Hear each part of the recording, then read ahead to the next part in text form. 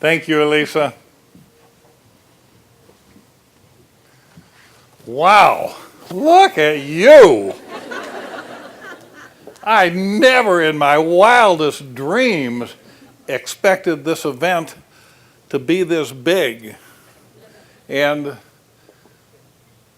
the other thing that occurred to me is that when I got here in 1965 to play for the Astros, when the Astrodome opened, that there probably weren't as many people living in Pearland as there are in this room right now. Gail, you have done such a wonderful job of organizing this event. I don't think I've ever been to an event that's been better organized than this is, so I am really impressed. At first I thought I was going to be talking about literacy because I've been an adult tutor for about 5 years for another organization, and then I got a note yesterday that I was supposed to talk about my 50 years in baseball because we are celebrating 50 years of Astros baseball, 1965 having been my first year.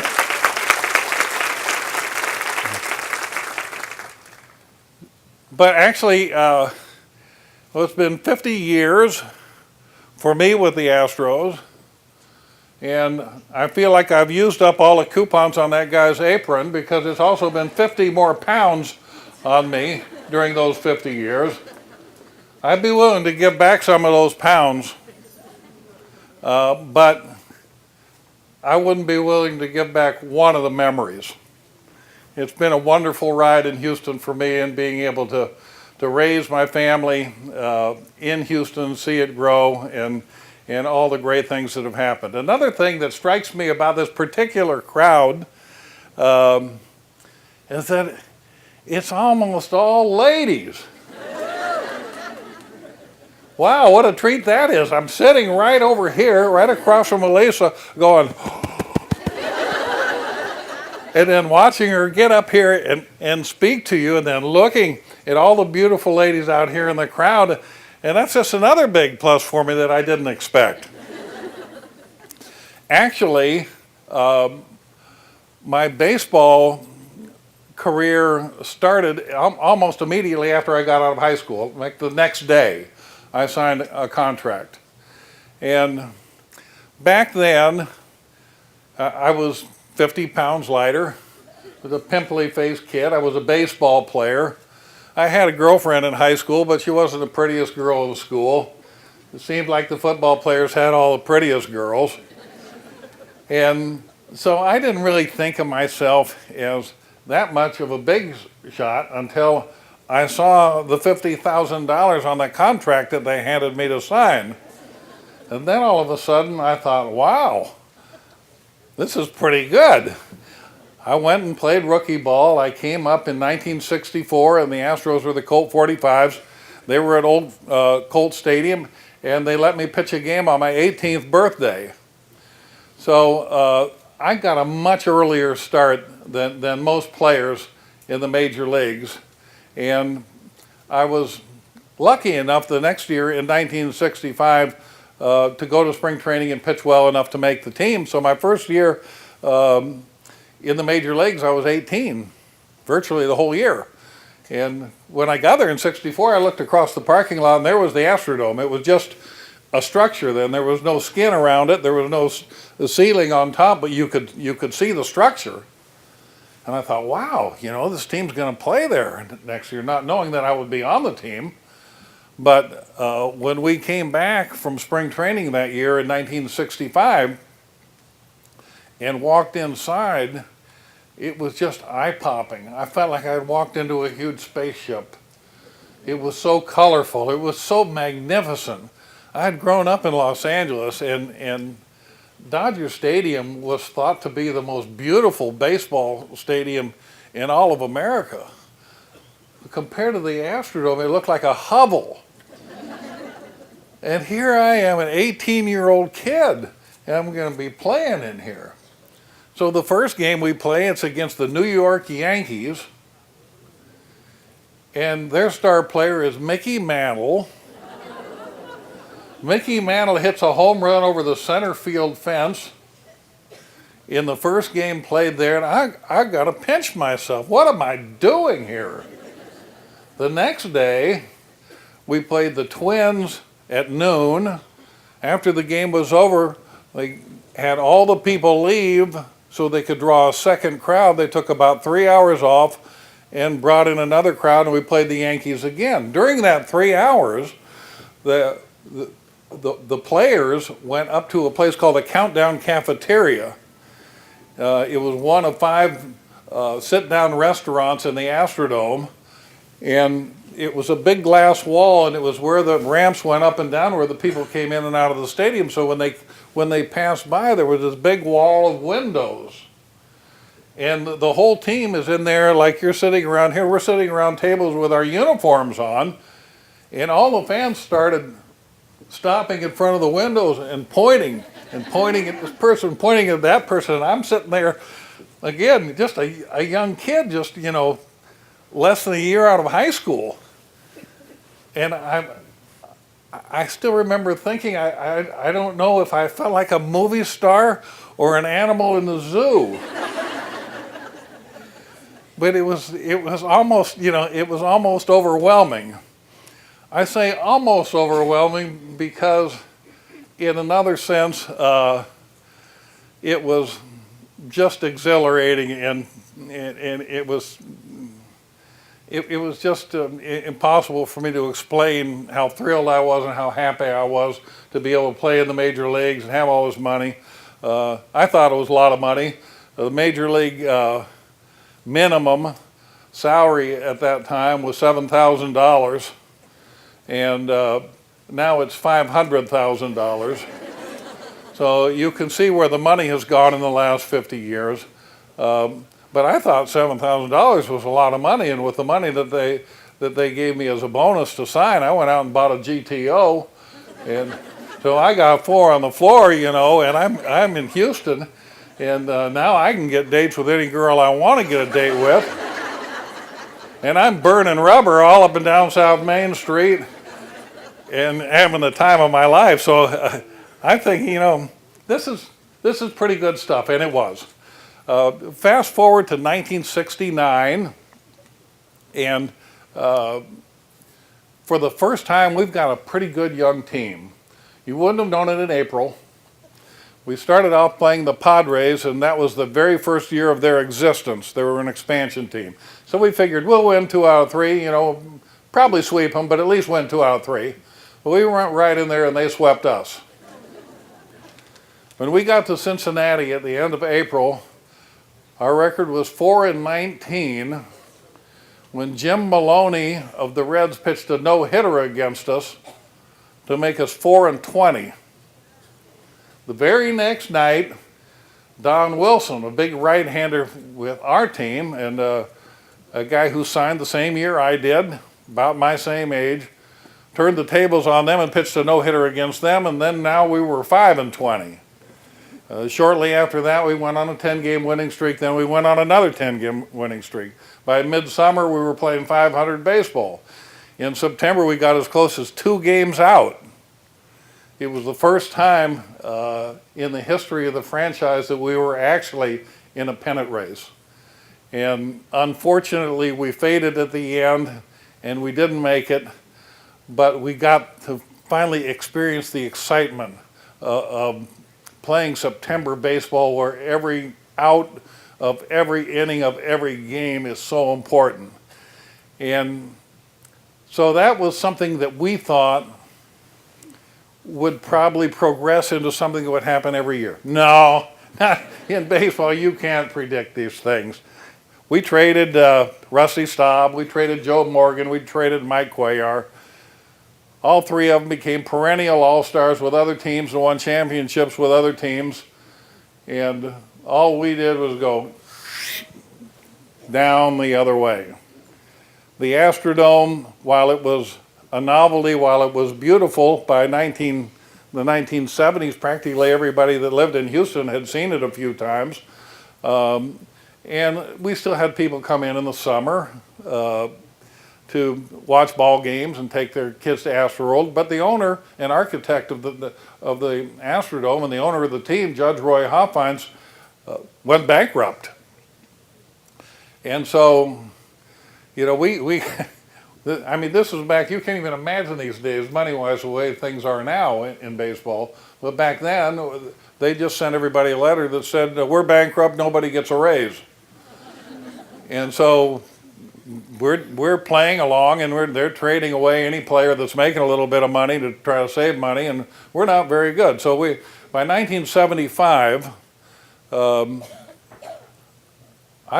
we were playing our last series in the Astrodome, and a guy I had met early in my career, Bill Worrell, who does the Rockets games now, was in the locker room covering for the media, and I was 14 and 15, and we were 42 games out of first place. And Worrell comes up to me and says, Dierker, if you win this game tonight, you ought to get the Cy Young Award. To go 15 and 15 with a team that finishes 41 games behind. However, I lost that game. So I went 14 and 16 instead, and we finished 43 games out. I got my reward the next year in 1976 when I least expected it. By that time, I'd had a lot of shoulder difficulties, and while I started my career as a pitcher who threw like this overhand, by this time my shoulder had gotten me to where I was kind of throwing like this to try to get around the pain.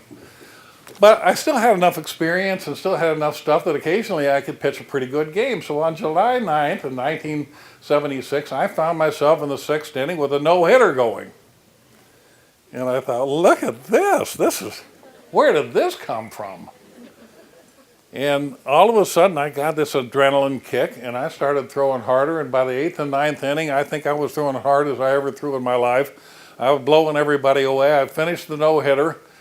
And I only won about 3 or 4 games my whole career after that. It was like a gift from God. And now the games are in the gates swing open behind home plate after the game is over. And here comes my brother running out. I didn't even know he was in Houston. He had just flown in. He'd gotten to the Astrodome, got there in time to see the end of the game, talked himself down into the area behind home plate, ran out, jumped into my arms when it was over.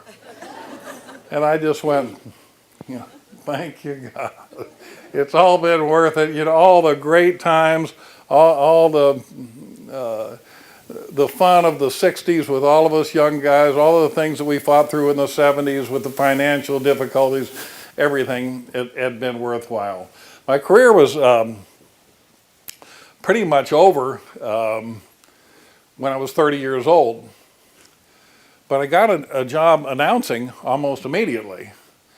And so we were in Philadelphia, and it's about halfway through the season, and I think I was 31. So when we get off the bus at various stadiums around baseball, there's usually a bunch of kids, sometimes adults. They'll usually be cordoned off behind a rope or something, and they'll stand there and they'll want you to come over and sign autographs. And so as I got off the bus, one of the kids pointed at me and he said, "Didn't you used to be somebody?"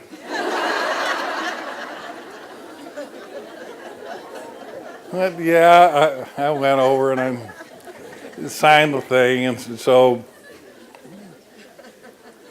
when I came back to Houston, I told our broadcast director that story. And for the next 17 years until I became the manager of the team, about once or twice during the course of every season, he'd come up and he'd look at me and he'd go, "Didn't you used to be somebody?" He'd keep reminding me of that. Well, the literacy started coming back to me in the 1980s. When I signed that contract out of high school, my dad made me promise that I'd go to college during the off season. He said, "Look, at that time you couldn't make enough playing baseball to retire for the rest of your life. You were going to play baseball, and then after that you were going to have to go on and have another career. So he said, you're going to have to go to school anyway, and you're a minor, and you can't sign this contract unless I sign it with you. So I said, yeah, I'll go to college. I didn't mind school anyway. I liked school. But I would have promised anything if he would have signed that contract. So in the 80s, after I started broadcasting for a while, I was having to do interviews before each game, and it seemed like the same star players were the same guys that I was interviewing all the time. You know, you have the guys that start every single day, and you have the starting pitchers. You know, at that time, Nolan Ryan and Mike Scott and guys like that. They were always the star of the game. So the next day, you always interview the same person. And not to say anything against those guys, but you know, the interviews get to have this sort of canned effect. It's like they say the same thing. You know, no matter which game they pitch, they say, you ask the same question, they give you the same answer. And you know, Biggio, Bagwell, Caminay, same guys, same question, same answer. So one winter I thought, you know, if I could come up with an idea, maybe we could get some better programming. So I came up with an idea of writing a story about something that happened on a particular day in Astros history, which I expanded into baseball history. And then I would write a script. I'd research and write a script for what happened that day. And then I'd call a person on the phone or go to them with a tape recorder, and I'd get their memory of it. Where I could, I'd find play-by-play and I'd plug it in. And I'd put together a 3-minute show called a Baseball Library, which the theme was This Day in Baseball History. So that required some journalistic talent. It put some of the training I had as an English major to use. And at the same time, it gave me the opportunity to go to the Houston Chronicle and say, you know, I've got this show that I'm putting together. You know, how would you like to sponsor this? And then they said, well, you know, you wrote a guest column for us a couple of years ago and it was pretty good. Would you consider writing a column on a weekly basis? Yeah, well, yeah, I would do that. So I was able to sell the show and then start writing columns. So all throughout the 80s while I was broadcasting, I was also writing. And so then after the 96 season, we had another big collapse in September, and they fired the manager, and they hired me, which was a big surprise because I hadn't been on the baseball side, I'd been on the marketing side. And everybody that was a manager came up through the minor leagues managing and preparing to manage in the major leagues, and they just plucked me out of the, I mean, I hadn't even coached my son's teams. I had literally not managed or coached any baseball team in my life. I was at spring training when he started playing Little League. I was on the road half the time. So I would come to his practices when I could or his games and try to help out, but I literally had no coaching or manager experience whatsoever when they hired me. So the day that they asked me if I would do it, I said I thought I would do it. I wanted to go talk to my wife, and they said they'd call me later on. And said, if you decide you want to do it, we want to have a press conference the next morning. Wow, the next morning? This is pretty sudden, you know, for a life change like this. So I went and talked to her, and she said, yeah, you should do that. You'll do a good job. And so I said, okay. They called me, and I told them I would do it. So our son had a game that night, and we went out to this complex of fields. And when we got out there, we sat in the bleachers with all the other parents. I'm sure many of you have been through the same experience with your children. You know, that they grow up the same ages, playing with the same kids, which means you sit in the bleachers with the same parents, and it becomes a routine. And we sat there and watched the game. Now, I know I'm going to be named manager the next morning, and my wife knows that, but nobody else knows it. So the next morning, so nothing happened at the game. I don't know who won the game, but nobody came up and asked me about anything. We just sat and visited. So the next day they have the press conference. They announce I'm going to be manager. So then they said, can we bring the team? You know, Elisa probably would have got the assignment. Run out to Dierker's house, you know, with the cameraman and see if you can get him to say a few things.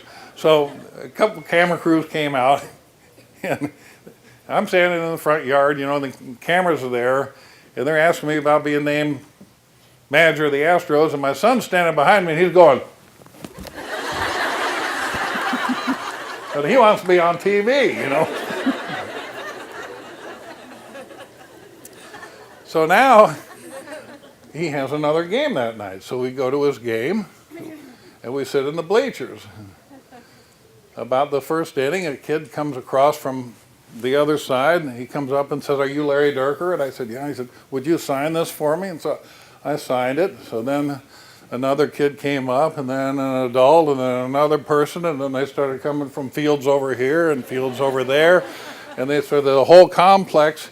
And I spent about the whole hour and a half of the game, I was just signing one autograph after another. So the next time I went out to the Astrodome and saw the guy who was my former broadcast director, I said, "Jamie, you know what? Remember there was a time when I was somebody, and then there was a period of time when I was nobody. Well, now I'm somebody again."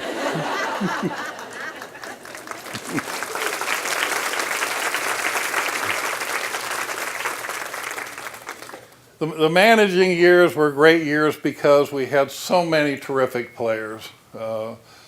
We had the best run of success in terms of winning percentage during the time I managed of any other period in the team's history, and I only wish I could have been pitching on the teams that had Bagwell, Biggio, Caminetti, and all the, Brad Osmus catching and all that whole cast of characters that I managed. If I could have pitched for that team, there's no telling how many more games I would have won than the teams that I did pitch for.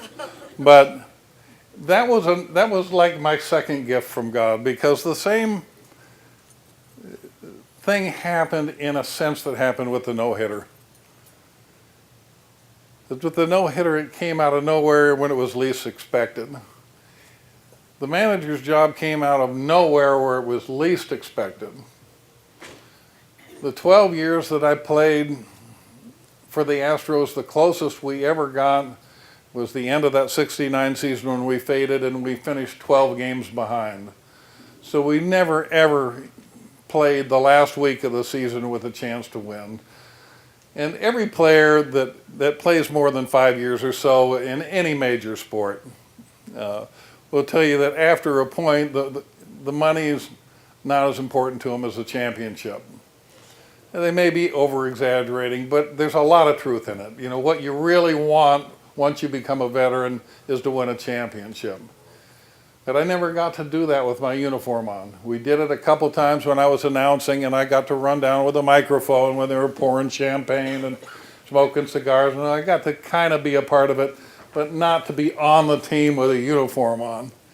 So to be able to come back and be the manager of the team and win 4 division titles was another one of those things that I feel like was just a very special gift. Like all managers, I eventually got fired when we weren't able to advance beyond the first round all 4 times, and after that I've done some announcing, I've done some speaking, I've done some appearances for the team, and I've also been a volunteer tutor at Literacy Advance, which is an adult learning agency.